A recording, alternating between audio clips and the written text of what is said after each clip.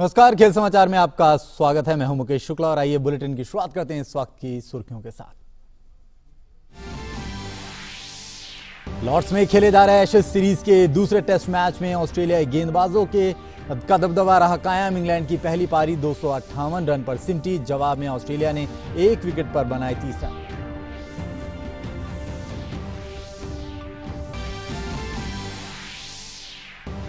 Cincinnati open में 20 बार के grand slam champion Roger Federer हुए उलटफेर का शिकार। रूस के युवा टेनिस खिलाड़ी आंद्रे रुब्लेव ने दी शिकस्त। और लिवरपूल ने चेल्सी को हराकर सुपर कप का खिताब किया अपने नाम। लिवरपूल ने मुकाबले को पेनल्टी शूटआउट में 5-4 से जीता।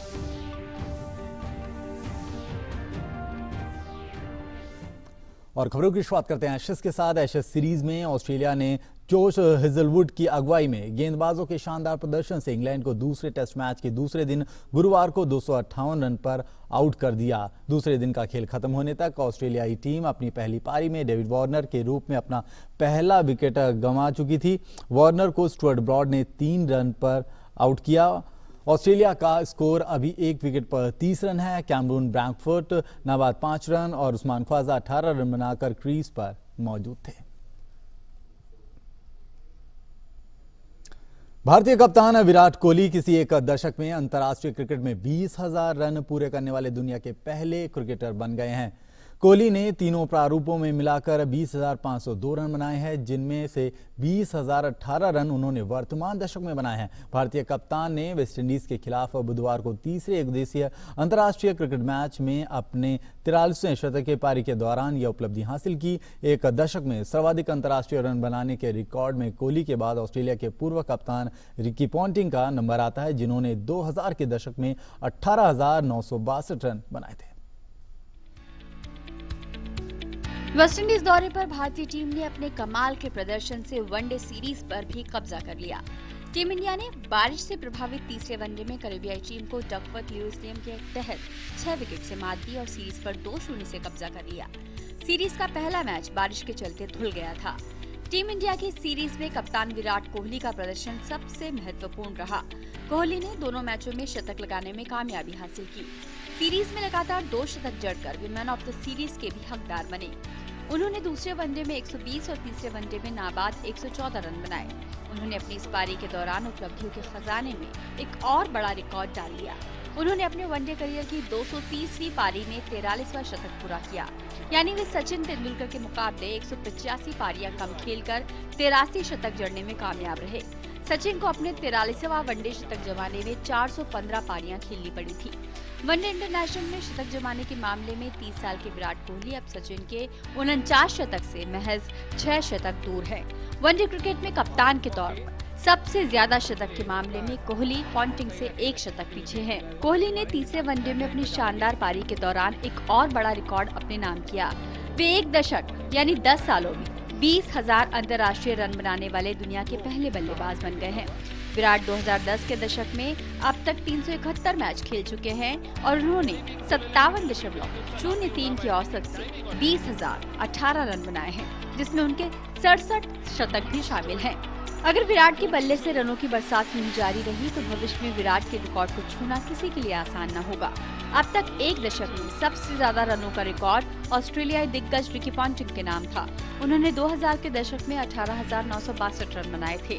दक्षिण अफ्रीका की पूर्व ऑलराउंडर जैक कैलिस 16,777 रनों के साथ इस सूची में तीसरे नंबर पर है। इसके बाद महिला जयवर्धने, कुमार संगकारा और सचिन तेंदुलकर का नंबर आता है। Sports desk, DD news. और क्रिकेट की दुनिया में क्या कुछ और चल रहा है, ये एक नजर डाल लेते हैं इस खास क्रिकेट ऐप पर। पूर्व भारतीय सलामी बल्लेबाज और राष्ट्रीय चयनकर्ता वीबी चंद्रशेखर का गुरुवार को चेन्नई में दिल का दौरा पड़ने के कारण निधन हो गया। तमिलनाडु के इस पूर्व बल्लेबाज का 6 दिन बाद 58वां जन्मदिन था। उनके परिवार में पत्नी और 2 बेटियां हैं। चंद्रशेखर ने 1988 से 1990 के बीच 7 वनडे मैच खेले थे, जिनमें उन्होंने 88 रन बनाए थे, लेकिन घरेलू स्तर पर उन्होंने अच्छा प्रदर्शन किया था और 81 मैचों में 4,999 रन बनाए, जिसमें नाबाद 237 रन उनका उच्चतम स्कोर रहा। जब ग्रेग चैपल भारतीय टीम के कोच थे तो वह राष्ट्रीय कोच भी रहे। वेस्टइंडीज के खिलाफ श्रेयस अय्यर की शानदार फॉर्म से कप्तान विराट कोहली भी प्रभावित हैं और उन्होंने कहा है कि इस श्रृंखला की तरह अगर मुंबई का यह बल्लेबाज आगे भी जिम्मेदारी उठाना जारी रखता है तो मध्य क्रम में नियमित जगह बना सकता है। क्रिस गेल ने भारत के खिलाफ तीसरे और अंतिम एकदिवसीय अंतर्राष्ट्रीय क्रिकेट मैच के बाद सुझाव दिया है कि उन्होंने अब तक खेल से संन्यास नहीं लिया है। गेल वर्षा से प्रभावित तीसरे एकदिवसीय अंतर्राष्ट्रीय क्रिकेट मैच में विशेष 301 नंबर की जर्सी पहनकर उतरे थे, जो उनके करियर में खेले गए एकदिवसीय मैचों की संख्या है। वह 300 वनडे खेलने वाले वेस्टइंडीज के एकमात्र क्रिकेटर हैं। गेल ने हालांकि मैच के बाद इन सुझावों को खारिज कर दिया कि यह उनका विदाई मैच था। पाकिस्तान के अंपायर आलिमदार ने गुरुवार को इंग्लैंड और ऑस्ट्रेलिया के बीच लॉर्ड टेस्ट मैच में उतरकर स्टीव बकनर के सर्वाधिक 128 मैच में अंपायरिंग करने के विश्व रिकॉर्ड की बराबरी की। आईसीसी के ट्वीट के अनुसार इस 51 वर्षीय अंपायर ने कहा, अपने आदर्श अंपायर स्टीव बकनर के टेस्ट मैचों की संख्या की बराबरी करना बहुत बड़ा सम्मान है। दार ने अक्टूबर 2003 में बांग्लादेश और इंग्लैंड के बीच ढाका में खेले गए टेस्ट मैच से टेस्ट अंपायरिंग में पदार्पण किया था। वे अब तक सभी प्रारूपों में 376 मैचों में अंपायरिंग कर चुके हैं। भारतीय कप्तान विराट कोहली किसी एक दशक में अंतर्राष्ट्रीय क्रिकेट में 20,000 रन पूरे करने वाले दुनिया के पहले बल्लेबाज बन गए हैं। कोहली ने तीनों प्रारूपों में मिलाकर 20,502 रन बनाए हैं, जिनमें से 20,018 रन उन्होंने वर्तमान दशक में बनाए हैं। गए तो रूस के युवा टेनिस खिलाड़ी और सिंसिनाटी ओपन टेनिस प्रतियोगिता के क्वालिफायर आंद्रे रुब्लेव ने वर्तमान विश्व नंबर 3 और 20 बार के grand slam champion Roger Federer को सिंसिनाटी ओपन के तीसरे चरण के मुकाबले में सीधे सेटों में 6-3, 6-4 से हराकर सनसनी फैला दी। जीत के बाद इस युवा खिलाड़ी ने कहा कि वे अब उनके करियर की ये सबसे बड़ी जीत है। अब क्वार्टर फाइनल में रुब्लेव का सामना डैनियल मेदवेदेव के साथ होगा। वहीं निक क्रिगोस अपने क्रोधित स्वभाव के कारण अक्सर विवादों में बने रहते हैं। ऑस्ट्रेलियाई टेनिस खिलाड़ी निक क्रिगोस की टेनिस कोर्ट पर बदतमीजी फिर सामने आई है। सिंसिनाटी मास्टर्स टेनिस चैंपियनशिप के दूसरे राउंड में हार के बाद गुस्साए क्रिगोस ने अपने दोनों रैकेट तोड़ डाले। ऑस्ट्रेलियाई टेनिस खिलाड़ी निक क्रिगोस ने सिंसिनाटी मास्टर्स के दूसरे राउंड में हार के बाद अपना आपा खो दिया और वो हरकत की जो टेनिस के खेल प्रेमियों ने सपनों में भी नहीं सोचा होगा। ऑस्ट्रेलियाई टेनिस खिलाड़ी निक ने हार से तमतमाकर अपने दोनों रैकेट तोड़ डाले। बुधवार को खेले गए मैच में वर्ल्ड रैंकिंग के 27वें नंबर पर काबिज खिलाड़ी क्रिगोस को रूस के कारेन खचानोव ने 6-7, 7-6, 6-2 से शिकस्त दी। हालांकि इस मैच में शुरुआती तौर पर पहले सेट में निक क्रिगोस ने बढ़त बना ली थी, लेकिन अगले 2 सेटों में वो बुरी तरह से पिछड़ गए और उन्हें करारी हार का सामना करना पड़ा। मैच हारने के बाद क्रिगोस अपने टेनिस रैकेट को नीचे पटकते हुए दिखाई दिए, जबकि इस बीच वह आयरलैंड के चेयर अंपायर फर्गस मर्फी को कोसते हुए भी दिखाई दिए। इससे पहले अंपायर फर्गस से उनकी बहस भी होती दिखी। अब तीसरे दौर में खचानोव का सामना फ्रांस के लुकास पाइली से होगा। गौरतलब है कि क्रिगोस ने 2 सप्ताह पहले ही वॉशिंगटन में अपने करियर का 6ठा ATP एकल खिताब जीता था। Sports desk, DD news. वहीं 20 अगस्त को वर्ल्ड रेसलिंग चैंपियनशिप के लिए पहलवानों के ट्रायल होंगे। सुशील कुमार 74 किलोग्राम के भार वर्ग में हिस्सा लेंगे और सभी की निगाह उनके ऊपर रहेंगी। अगले हफ्ते होने वाले इस विश्व चैंपियनशिप के लिए ट्रायल्स में सुशील के प्रदर्शन पर सभी की नजरें होंगी। 20 अगस्त को वर्ल्ड रेसलिंग चैंपियनशिप के लिए पहलवानों के ट्रायल का आयोजन किया जाएगा। इन ट्रायल्स में सबकी नजरें 2 बार के ओलंपिक पदक विजेता सुशील कुमार पर ही होंगी। सुशील 74 किलोग्राम भार वर्ग में हिस्सा लेने जा रहे हैं।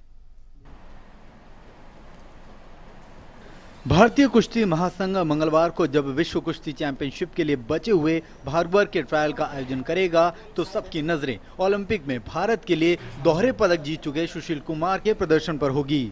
WFI इससे पहले पुरुषों के 74 किलोग्राम भार वर्ग को छोड़कर ओलंपिक में शामिल बाकी 6 वर्गों के ट्रायल का आयोजन कर चुका है। 74 किलोग्राम वर्ग के साथ ही विश्व चैंपियनशिप में शामिल अन्य सभी भार वर्ग में पुरुषों का ट्रायल 20 अगस्त को दिल्ली में होगा, जबकि महिलाओं के ट्रायल 19 अगस्त को लखनऊ में होंगे। पुरुषों के 74 किलोग्राम भार वर्ग के ट्रायल का आयोजन प्रवीण राणा और जितेंद्र कुमार के चोटिल होने के कारण नहीं हो सका था। ट्रायल्स में सुशील का सामना जितेंद्र और अमित धनखड़ के साथ हो सकता है। पुरुषों में 74 किलोग्राम के अलावा 61 किलोग्राम, 70 किलोग्राम, 69 किलोग्राम और 92 किलोग्राम के ट्रायल होंगे। महिलाओं के वर्ग में 55 किलोग्राम, 59 किलोग्राम, 65 किलोग्राम और 72 किलोग्राम वर्ग के ट्रायल होंगे। ट्रायल्स के विजेता कजाकिस्तान में 14 से 22 सितंबर तक होने वाली विश्व चैंपियनशिप में भाग लेंगे। Sports desk, DD news. और खेल समाचार में वक्त हो चला एक छोटा सा ब्रेक का, कहीं जाइएगा नहीं, चलता है।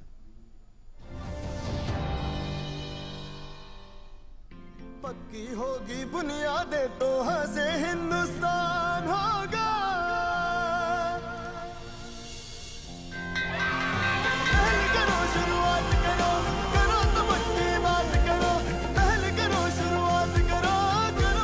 वनडे सीमेंट, एक परफेक्ट शुरुआत। आपका लेटर। सबरे नमस्ते, हम हैं बस जो आपके बच्चे को कर देते हैं बस। याद होगा आपको, अभी तो आपकी मुन्नी के साथ हंस खेल के गए थे। हम फिर से आ रहे हैं उससे मिलने। जल्द मिलते हैं। दस्त ऐसे दस्तक देकर नहीं आते। दस्त के लिए तैयार रहना। घर में ORS और जिंक है ना?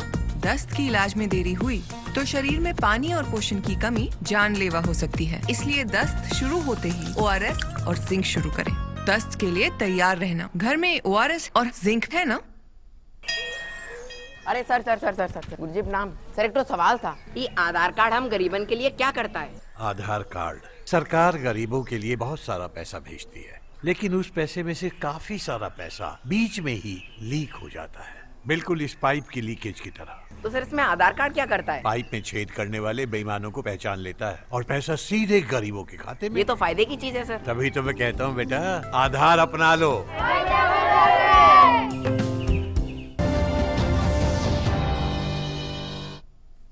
और ब्रेक के बाद एक बार फिर से आपका स्वागत है। भारतीय रेसलर दीपक पुनिया ने बुधवार को जूनियर वर्ल्ड चैंपियनशिप में गोल्ड मेडल जीतकर इतिहास रच दिया। दीपक ने 86 किलोग्राम जूनियर फ्री स्टाइल वर्ग में रूस के एलिक शेवजोव को हराकर गोल्ड मेडल पर कब्जा जमाया। 86 किलोग्राम फ्री स्टाइल कुश्ती इवेंट में उन्होंने यह खिताब जीता। 2018 में उन्होंने इस कैटेगरी में सिल्वर मेडल जीता था। वह 18 साल में इस चैंपियनशिप में गोल्ड मेडल जीतने वाले पहले भारतीय पहलवान हैं। वहीं भारतीय पुरुष टीम ने जर्मनी के फ्रैंकफर्ट में junior track cycling world championship की टीम स्प्रिंट इवेंट में स्वर्ण पदक जीतकर इतिहास रचा है। विश्व स्तर पर साइकिलिंग में भारत का यह पहला स्वर्ण पदक है। ईसो एल्बेन, रोनाल्डो सिंह और उजित सिंह की भारतीय टीम ने ये ऐतिहासिक कामयाबी पाई। विश्व रैंकिंग में दूसरे नंबर पर भारतीय जूनियर टीम ने फाइनल लैप में ऑस्ट्रेलिया को हराकर चैंपियनशिप में शीर्ष स्थान हासिल किया। भारतीय टीम ने कुल 44.625 सेकंड में जीत हासिल की। इससे पहले टीम स्प्रिंट क्वालिफायर्स में भारतीय टीम ने 45.094 सेकंड के समय के साथ पहला स्थान हासिल किया था। भारतीय टीम ने इसके बाद क्वार्टर फाइनल राउंड में रिकॉर्ड 44.764 सेकंड के समय के साथ चीन को शिकस्त देकर ऑस्ट्रेलिया के साथ फाइनल में प्रवेश किया। और बात फुटबॉल की, लिवरपूल ने चेल्सी को हराकर सुपर कप जीत लिया है। लिवरपूल ने मुकाबले को पेनल्टी शूटआउट में 5-4 से अपने नाम किया। दो इंग्लिश क्लबों के बीच यह मैच अतिरिक्त समय के बाद 2-2 से बराबर रहा। इसके बाद नतीजे पेनल्टी शूटआउट के जरिए आए, जिसमें लिवरपूल ने बाजी मारी।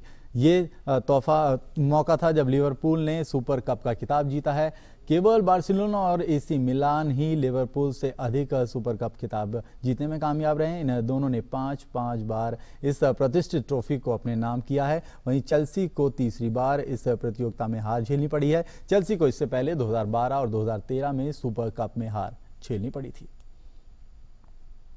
निजी स्कूलों के साथ साथ सरकारी स्कूलों में भी खेल को लेकर अब जागरूकता बढ़ रही है। खेलो इंडिया की मुहिम के तहत बढ़ते हुए खेल सुविधाओं के चलते बच्चे खेलों में ज्यादा रुचि ले रहे हैं। पेश है हरियाणा के सोनीपत के बल्लभगढ़ से एक सरकारी स्कूल में हमारी ये खास रिपोर्ट।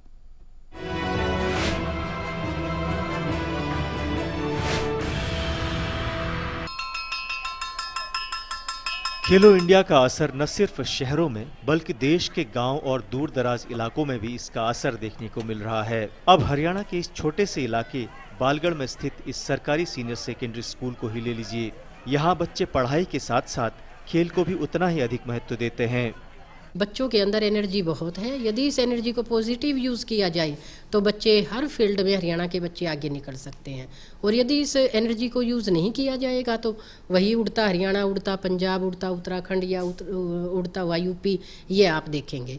बच्चों को स्कूलों में पढ़ाई का ज़्यादा बोझ न डालकर अधिक से अधिक वक्त खेलों में दिया जा रहा है, ताकि उनके अंदर छुपी हुई प्रतिभा को पहचाना जाए और उन्हें आगे बढ़ने का मौका मिल सके। लड़कियां तो अब अपने मनपसंद खेल चुन रही हैं और फिर भारतीय खेल प्राधिकरण के नज़दीकी सेंटर पर जाकर प्रैक्टिस भी करती हैं, ताकि वे आगे चलकर देश का प्रतिनिधित्व कर सकें। आप बताइए, आपका नाम क्या है? जसप्रीत कौर। जसप्रीत कौर है। आप क्या खेलते हैं यहाँ पर और आपको क्या खेलना पसंद है? मैं एथलेटिक्स की प्लेयर हूँ। एथलेटिक्स की नेशनल पार्टिसिपेशन है मेरी और स्टेट में मेरा मेडल है। और मैं साई सेंटर भालगढ़ सोनीपत में प्रैक्टिस करती हूँ। अच्छा, यहाँ पर कुछ बच्चे हैं जो बास्केटबॉल खेलते हैं और आइए उनसे बात करते हैं। वॉलीबॉल खेलते हैं और बास्केटबॉल भी खेलते हैं। आप बताइए बेटा, आपका नाम क्या है? जोनीता। अच्छा, आपको खेलना पसंद है और आगे क्या करना चाहती हैं आप? मुझे पढ़ाई के साथ साथ खेलना बहुत पसंद है और मैं बास्केटबॉल खेलती हूँ। मैं स्कूल में ही मतलब शाम को 4 बजे से लेकर 7 बजे तक प्रैक्टिस करती हूँ।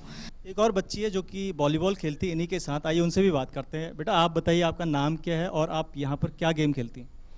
मेरा नाम मनीषा है, मैं यहाँ पे बास्केटबॉल खेलती हूँ और जो शाम को हमारे खेल होते हैं वो 4 से 7 बजे तक होते हैं। स्कूलों में जहाँ पहले सिर्फ एक खेल शिक्षक की नियुक्ति होती थी, या यूँ कहें कि किसी स्कूलों में खेल शिक्षक होते ही नहीं थे, लेकिन अब पीटी की संख्या बढ़ा दी गई है ताकि हर बच्चे पर फोकस कर उन्हें एक जिम्मेदार और अनुशासित नागरिक बनाया जा सके। अगर हमारा शरीर ग्रोथ नहीं करेगा तो माइंड भी वैसे ही ग्रोथ करेगा। सबसे बड़ी बात यह है कि बच्चों को मेरे अनुसार, जैसे फिजिकल टीचर हूँ, स्पोर्ट्स साइंस जो कहती है कि डेली वर्कआउट कम से कम 1 घंटा वर्कआउट जरूर करना चाहिए, जिससे बच्चा स्वेटिंग होगी, उसको पसीना आएगा, भूख लगेगी, उसी हिसाब से उसकी ग्रोथ होगी। मेरे स्कूल के अंदर बच्चे पढ़ाई के साथ साथ भी गेम बहुत अच्छा खेलते हैं। हम जैसे कि लास्ट ईयर भी देखे कि हमारे बच्चे हैं ना स्टेट से लेके और नेशनल तक के मेडल लेके आए हैं, और इस साल भी हमारे बहुत सारे बच्चे डिस्ट्रिक्ट लेवल पर और स्टेट लेवल पर सिलेक्ट हुए हैं नेशनल के लिए। किसी भी मुल्क में जब खेलों का आयोजन होता है तो उसके पीछे मकसद लोगों को खेलों के प्रति ज़्यादा से ज़्यादा जागरूक बनाना होता है, और जब बच्चे दुनिया की सबसे बड़ी स्पर्धा ओलंपिक में हिस्सा लेकर मेडल जीतते हैं तो दुनिया उनके कदमों में होती है। मैं यहाँ पर वॉलीबॉल का गेम करता हूँ। मुझे वॉलीबॉल बचपन से ही खेलना अच्छा लगता था। मैं मानता हूँ कि पढ़ाई के साथ खेल भी बच्चों के लिए आवश्यक होता है, क्योंकि उससे बच्चों का शारीरिक विकास होता है। मैं वॉलीबॉल खेलता हूँ और मुझे वॉलीबॉल खेलना बहुत ही अच्छा लगता है। मैं शाम को रोज़ प्रैक्टिस करने के लिए आता हूँ। खेल से विद्यार्थी का स्वास्थ्य भी अच्छा रहता है और पढ़ाई में ज़्यादा मन लगता है। अगर हम खेलेंगे नहीं तो स्वास्थ्य अच्छा नहीं होगा, जिससे पढ़ाई नहीं होगी। और मैं वॉलीबॉल स्टेट लेवल तक खेला हुआ हूँ, मैं आगे इंटरनेशनल तक खेलूँगा। आजकल अब भारत में डिमॉन्स्ट्रेशन इफेक्ट के जरिए भी आम जनों और बच्चों को खेल के प्रति अधिक जागरूक बनाया जा रहा है। डिमॉन्स्ट्रेशन इफेक्ट का मतलब है कि टीवी या फिर मैदान पर लाइव मैच देखने से युवाओं में उस खेल के प्रति ज़्यादा दिलचस्पी बढ़ती है, और यही दिलचस्पी कभी कभी बड़े स्पोर्ट्स स्टार पैदा करती है। Ashok Martolia, DD news, Sonipat.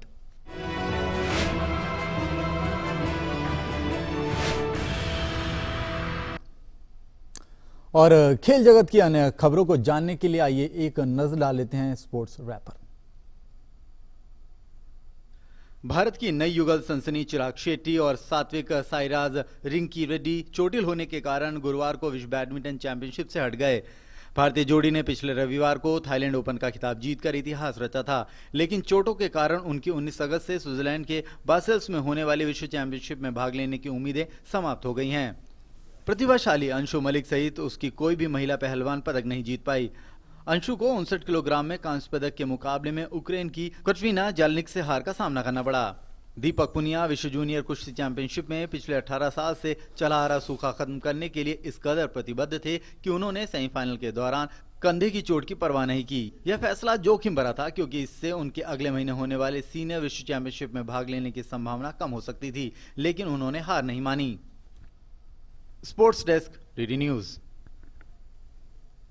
वहीं खेलो इंडिया प्रोग्राम के तहत जो टीओटी कार्यक्रम चलाया जा रहा है उसमें रिसोर्स पर्सन का सबसे बड़ा योगदान है। ऐसे ही 2 रिसोर्स पर्सन से खास बातचीत की हमारे संवाददाता अशोक मारतोलिया ने।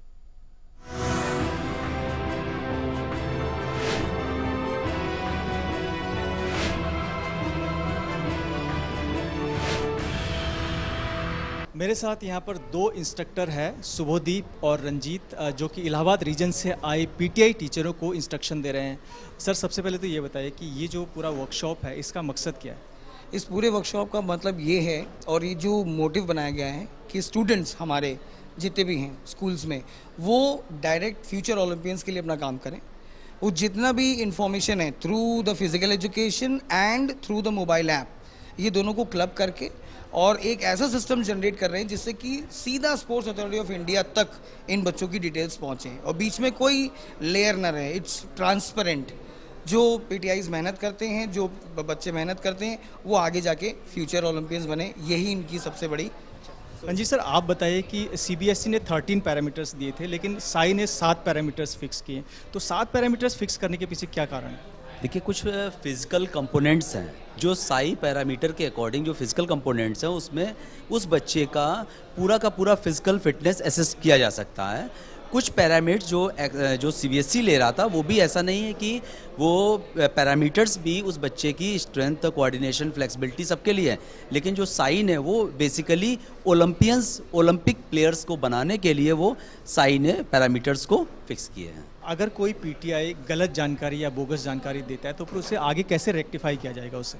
अगर कोई भी पीटीआई ऐसा काम करता भी है कि वो बोगस जानकारी डाल दे या एक ऐसा पैरामीटर डाल दे जो फेक है, वो स्टूडेंट अवेलेबल नहीं है, वो इन्फॉर्मेशन डाल रहा है, तो फाइनली जब स्पोर्ट्स अथॉरिटी ऑफ इंडिया उस स्टूडेंट को उस लेवल पे जज करेगी तो उसको कॉल करेगी। जब वो कॉल करेगी तो वहाँ अपनी जाके फिटनेस फेल हो जाएगा वो, और जब फेल हो जाएगा then it is a defame, तो वो उसके ऊपर एक एक्शन भी हो सकता है। स्पोर्ट्स अथॉरिटी ऑफ इंडिया भी उसका एक्शन ले सकती है कि इन्होंने फेक रिकॉर्ड्स डाले, फेक इन्फॉर्मेशन डाली है। उसकी जवाबदेही स्कूल की भी होगी और उस जो असेसर होगा उस पर्टिकुलर स्कूल की उसकी भी होगी। फिटनेस तक तो ठीक है, यदि कोई बच्चा उससे भी आगे निकलना चाहता है, स्पोर्ट्स में एक्सेल करना चाहता है, तो फिर आगे क्या प्रोसेस है इसके लिए? तो उसको इन चैनल्स के थ्रू जो स्पोर्ट्स अथॉरिटी ऑफ इंडिया का जो भी पैरामीटर्स दिए गए हैं इस पे तो पास होना ही चाहिए, और उसको जब तक ये पूरा नहीं करेगा, उन नॉर्म्स को नहीं पूरा करेगा, वो पर्सन ऑलरेडी उस पैरामीटर्स जब आएगा नहीं तो उसमें जैसे एक ऑप्शन है खेलो इंडिया। खेलो इंडिया हर ईयर का एक बहुत बड़ा इवेंट है for the school students only. देखिए ओलंपियन तक उसको पहुंचने के लिए ही is to be after certain age, है ना, बहुत कम एज में तो ओलंपियन नहीं बनेगा, तो सर्टन एज यानी स्कूल स्टूडेंट्स के लिए एक आपके पास कोई कॉम्पिटिशन है खेलो इंडिया, आपने एक कॉम्पिटिशन खेलो इंडिया आपने क्लियर किया, आपने अगर 2 लेवल पे खेलो इंडिया, 3 लेवल तक खेलो इंडिया किया, तो फिर आप सीधा ओलंपियंस के लिए आपको सेलेक्ट करते हैं, आप क्वालिफाई हो जाएंगे and you can easily able to.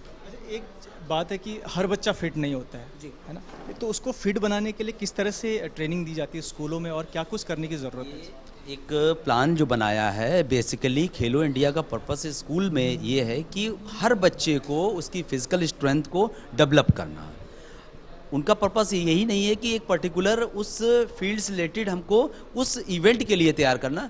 जब तक हमारे यहाँ बच्चा फिजिकली फिट नहीं होगा, वो खेलो इंडिया का जो पर्पस है ओलंपियंस को बनाना, वो हम लोग पास नहीं कर सकते हैं, और इसलिए हमको ओलंपियंस उन पैरामीटर्स पे नहीं मिल सकता है। जैसे कि अगर हमें स्ट्रेंथ का चाहिए, अगर हमको शॉर्टपट का प्लेयर बनाना है तो उसके लिए स्ट्रेंथ मस्ट है, तो उन पैरामीटर्स पे अगर वो स्ट्रेंथ नहीं होगी उस बच्चे, तो how we are going to become a good shot putter.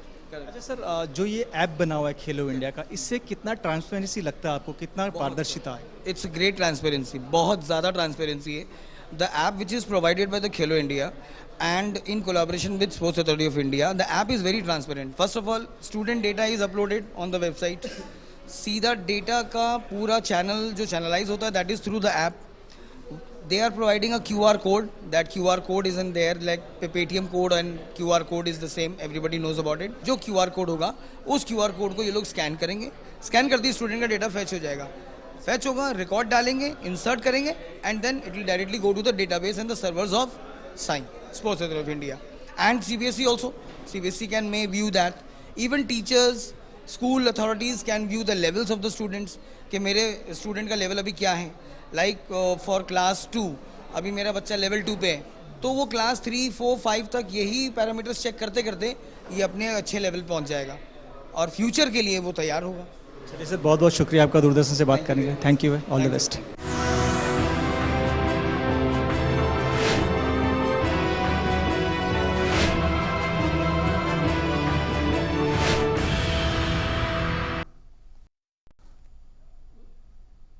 और खेल समाचार के तो आप देख रहे थे कि किस तरह खेलो इंडिया ऐप के बारे में हमारे संवाददाता जानकारी ले रहे थे और बता रहे थे कि कितना कारगर है ये ऐप। फिलहाल इस बुलेटिन में इतना ही। हमारी पूरी स्पोर्ट्स टीम को दीजिए इजाजत। नमस्कार।